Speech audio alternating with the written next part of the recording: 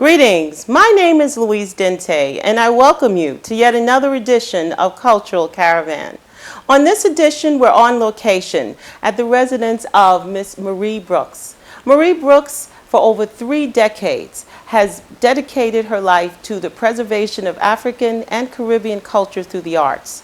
We're going to meet Miss Brooks, her family, as well as wonderful students. Are you ready to go? Well, I am. Let's go.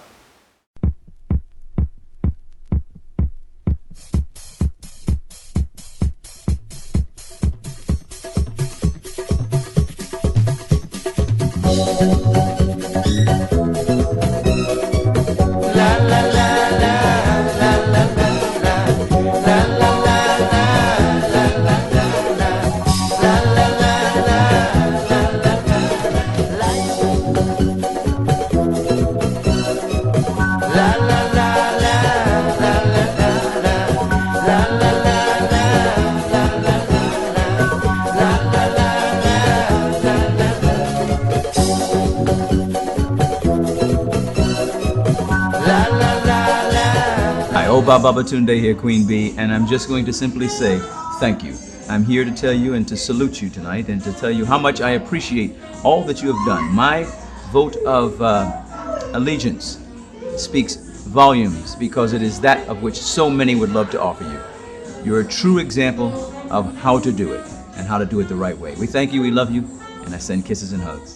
For more than 3 decades, the Guadeloupe-born dancer, choreographer, ethnographer, researcher, historian, lecturer, and teacher extraordinaire has passed on Caribbean folkways to young people ages 3 to 18.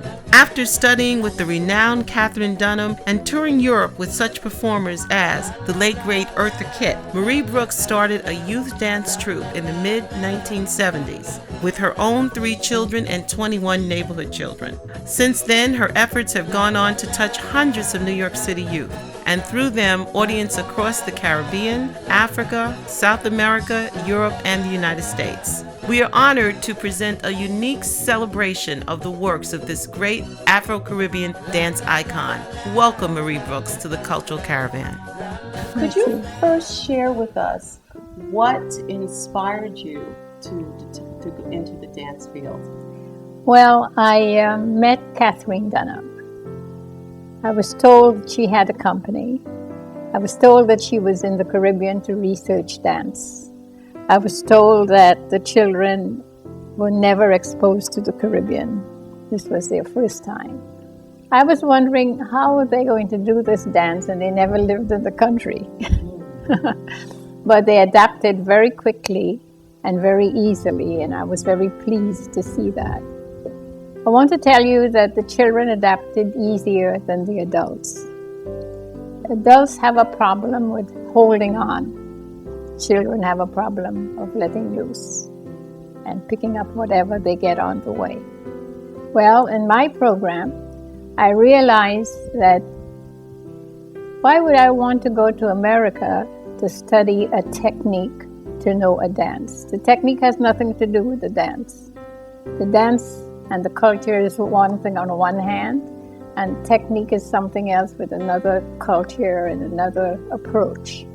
And so I decided that I would take the children back to Africa, back to the Caribbean, throughout the world to see what the world was about, and then decide what they wanted to do. They did just that, and turned out that they didn't have to be dancers. What you gather when you're researching dance, you can use it in any walk of life. And that's what I did. I won a scholarship to come to America to study dance with Catherine Dunham. But I didn't stay with her. I won a scholarship to go with the Dance Theater of Harlem. Never saw a ballet in my life before. But all of the things that you learn on the way, you can take it and use it to do whatever you want to do in life. What inspired you to decide to form your own children's dance company? Well, you can't teach what you don't know. That's one. And so I knew my form of cultural dance. I had no idea of technique. I never studied a technique in my life. And so I decided I would get the children to go to the country and learn about the people. And you can't dance if you don't know the costume. You can't dance if you don't know the song. And so I thought I would teach them how to put the whole program in one hand and then share it. Can you tell us about some of the experiences, first of all, the memorable moments of being, in this case, founding of your own company, as well as some of the challenges that you faced?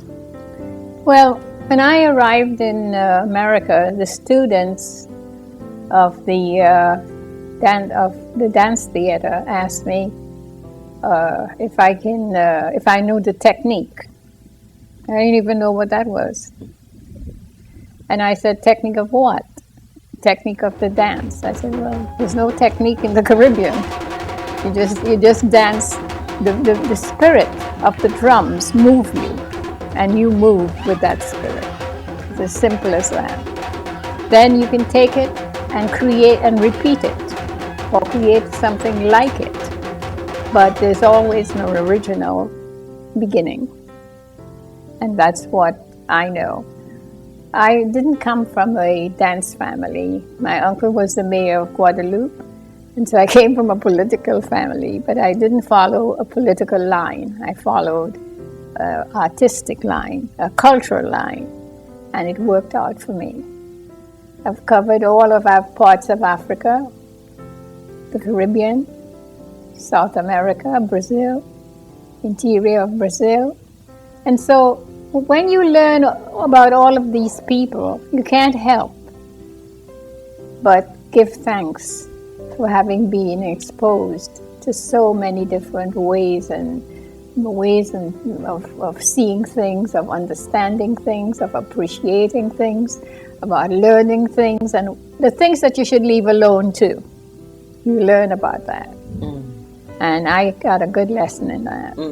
For many years, your program was based at the Restoration Center in Brooklyn, New York. From that springboard, you used what you learned and you imparted that, the information and the culture to these young women, and you actually became cultural ambassadors, where you took these children across the world to basically not only learn dance, but also to learn culture.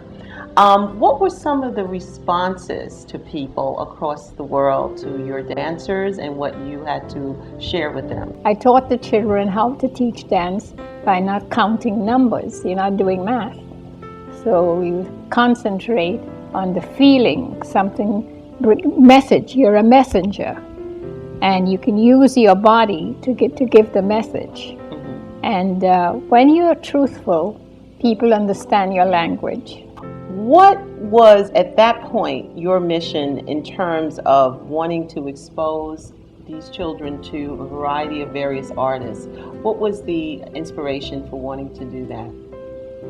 Well, I noticed first that the children were apt to copying other cultures. They had nothing to do with the culture.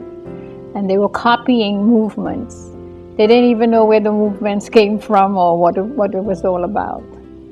In this case, they were able to go to the country, live in the country, get to know the people, find out what their dances are, and find out that some of these people that you're learning from, you don't learn everything from them because everything is not good. So you have to know what to say. No, thank you, I don't want to learn that, or I don't want to do that. And the things that you want to know about, you need to get the person quietly in a quiet space and ask them to explain it to you. And then you in turn can bring it to your community and share it with your community. I have 4 children and they all can dance, because each person is on this land to do a different duty. We are all here for different reasons. And so all of my 4 children do different things, and I'm so grateful for it.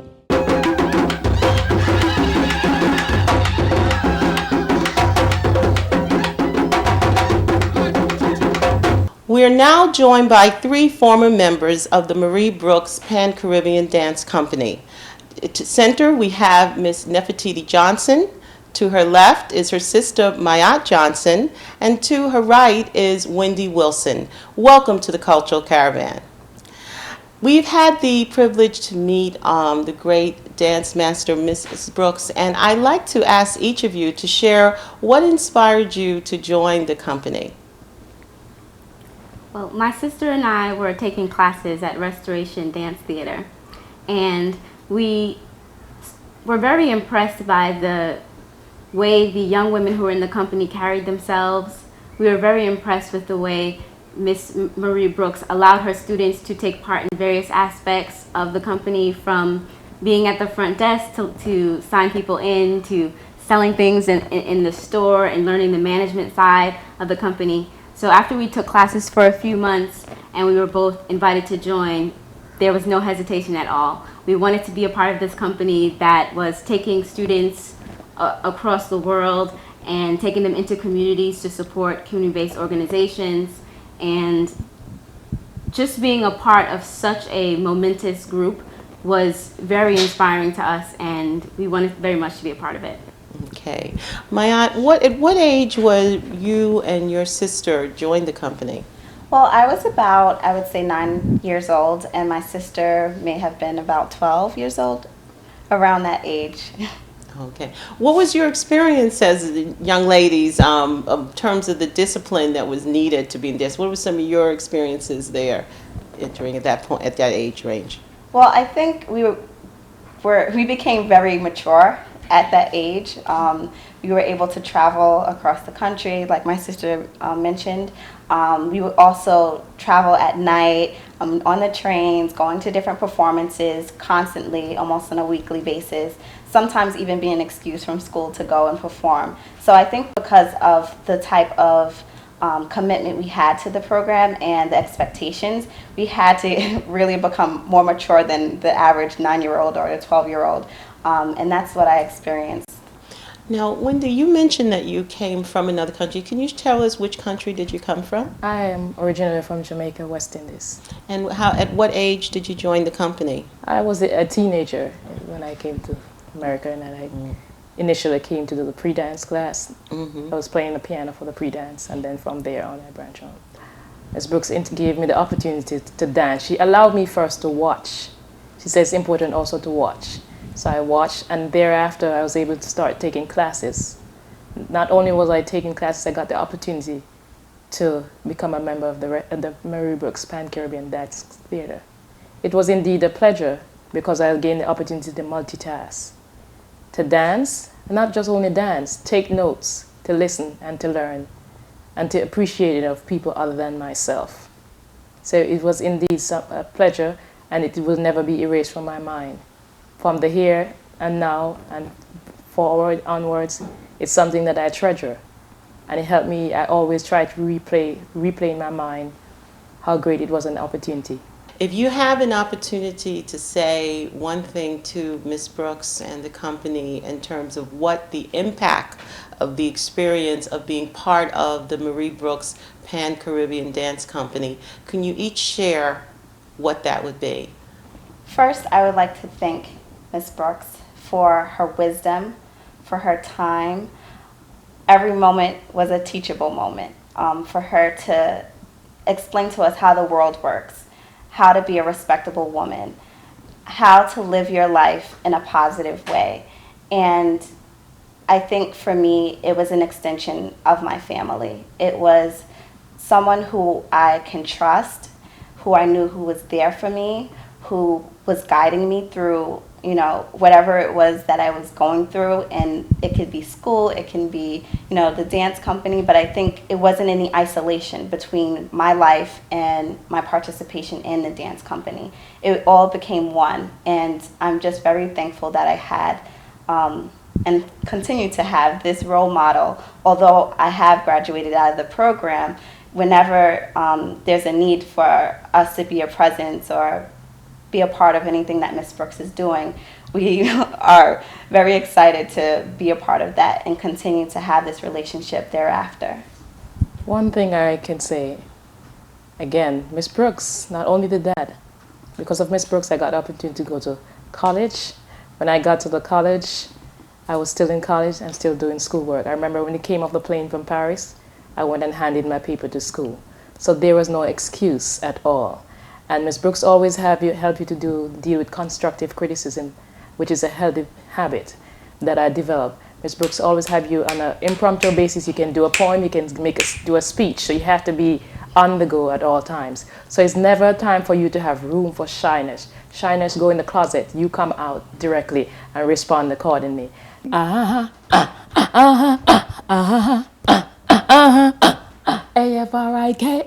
Oh yes, Africa. Afrika.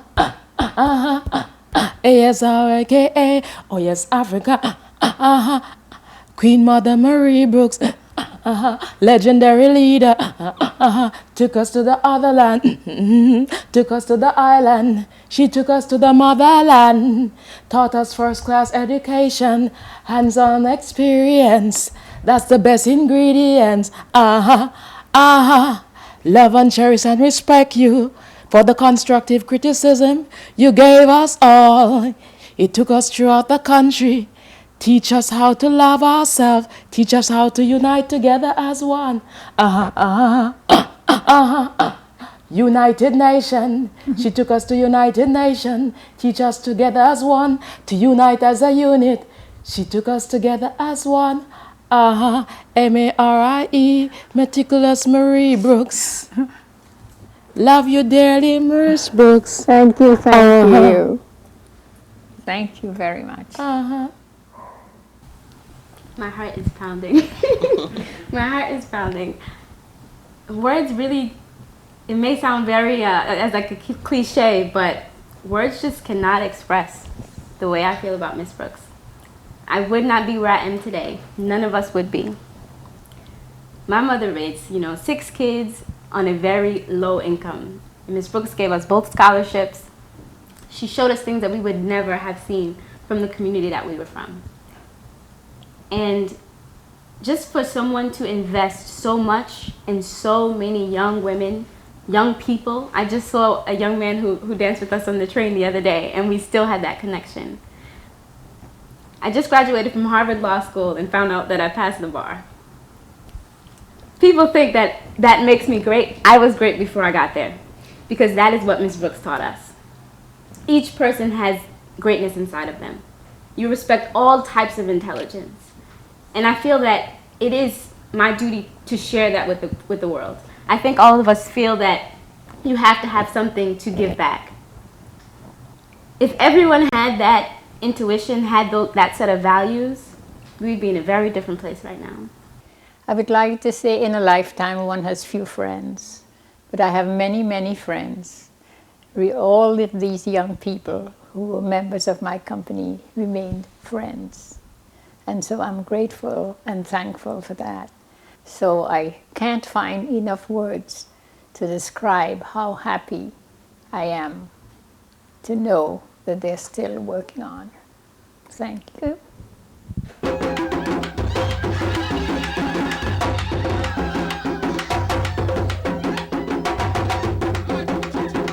We're now joined by Francoise Brooks.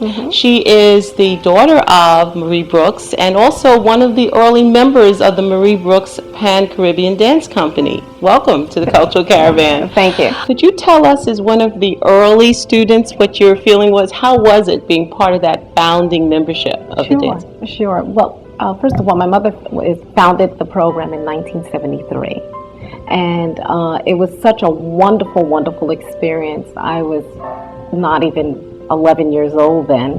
And I remember asking her if I can have a best friend to come along on the trip, because my older sister had a good friend coming along. And by the time we traveled, we had a group of about 22 girls traveling. And it was supposed to be a vacation trip, and it turned out to be a cultural exchange adventure. How was it, that transition between being a member of the company and being, and just the everyday stuff, daughter, mama, daughter stuff? How did you deal with those transitions? Sure. Well, it was wonderful, Mom. And to tell you the truth, I never felt like it was such a traumatic kind of experience, having to be at home with someone that was also my dance instructor. I felt very comfortable at home with my mother, even coming home after a dance class and she wanting me to rehearse a piece that I didn't get, I didn't accomplish so well in class.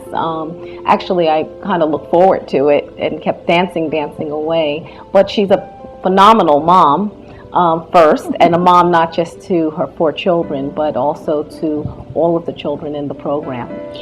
Marie, as your daughter mentioned, she was one of your members of your company, and also, as we know, has later been one of your children who've actually continuing and carrying the mantle of being a dance artist as well as a director.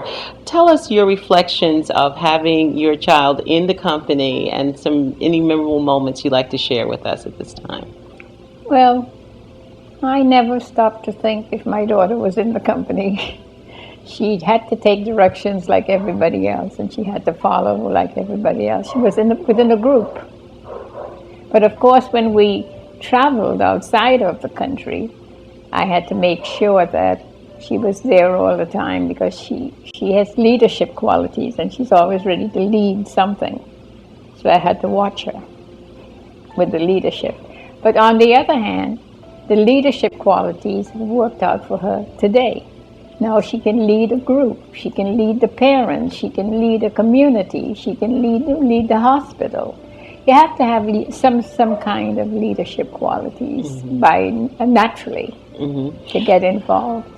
Francoise, if you please at this point share if you had anything you'd like to share with your mother in terms of what she is giving you as an artist and as what gifts you've learned, what tools you've learned in taking you to the next step of continuing this legacy as your mom has done. First and foremost, I would like to say that my mom is like a treasure that I'm doing very well in the field and directing my own program, but I don't think that anything can replace what she has given me. It's definitely my foundation. Anytime I have any ups and downs within my own program, I always know I can come back to my foundation. My mother helps to center me and keep me centered with her values and everything that she has taught me. I can remember so many different things. I mean, the previous young ladies talked about several countries they have been to with my mother. We have definitely, with her program, have traveled the world. But not only just studying the cultural indigenous dances of these islands and countries, we've had the opportunity to reproduce them on the other side of the world. She's taken us to Italy at least 3 or 4 times. We've been to France, we've been to England to reproduce them and show the other side of the world of what these indigenous cultural African and Caribbean numbers are. And those are really very memorable for me, those moments. And I come from another generation. My mother is from Guadeloupe, as you know, but I was born and raised in America, but raised with those also Caribbean values. I have those 2 values. So I was able to accomplish the cultural aspect, the spiritual aspect, but also the technique too.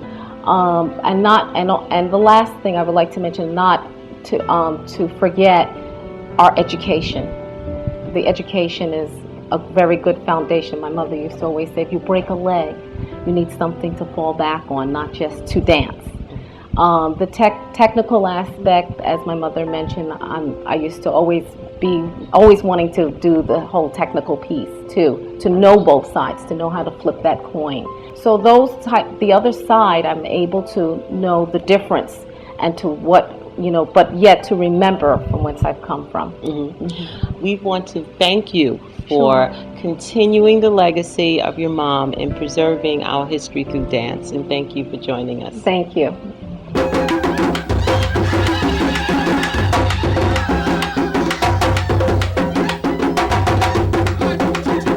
Hi, My name is Pierre Brooks, one of Marie Brooks's children. The only one who has not danced in the dance company, but has always been a big and avid admirer of what my mother has done. I'd like to just journey with you for a moment and just tell you a little bit about what she has done and how she has done it and its impact upon me as a non-dancer. If we look at today and we say thanks to Obama, I think we would have to actually say that there was somebody who brought great delight to us. When you have a person who is relentless, as my mother has been, it's not just about the dance that she has done. It's about the people she has touched. She has touched a lot of people.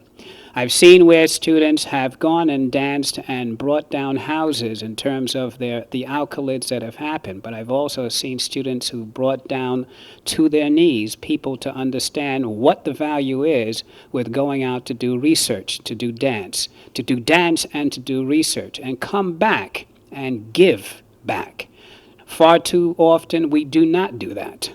So she's taught them also to be not just takers, but givers, a reflex of our natural anatomy. We receive, but no, we give first before we bring it back. She's taught them that in a mental aptitude, a mental way. Let us give her a tribute by showing her that we can carry on, not just her legacy, but her thoughts, her actions, her dedication, her feelings that now have made lawyers and doctors and Indian chiefs. We need all these people.